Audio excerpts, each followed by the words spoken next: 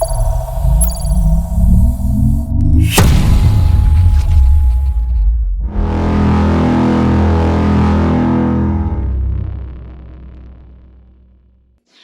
what is a vaccine? A vaccine programs the immune system to remember a particular disease agent by allowing it to practice or train in a weakened, killed, or altered form of a pathogen. This is called primary immune response, where the immune system encounters the pathogen for the first time.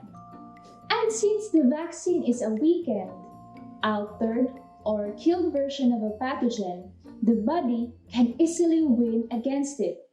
And the wonderful thing is, the body keeps a battle report of cells who win on that particular pathogen. Those cells who survive the war becomes memory cells, and memory cells have secret weapons called antibodies. These antibodies work like a lock and key, specific for a particular pathogen. For first-time contact, it takes 5 to 7 days for the body to make those. And that's too long for the body to fight back.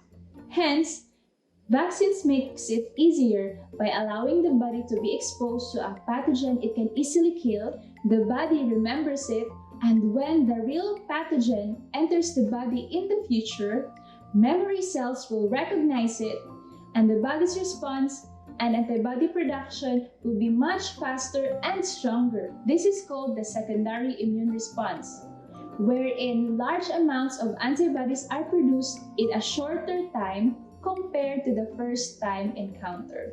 If you got questions or comments regarding this video, feel free to type them down below. I'll see you next week on another video about coronavirus up close and evidence-based.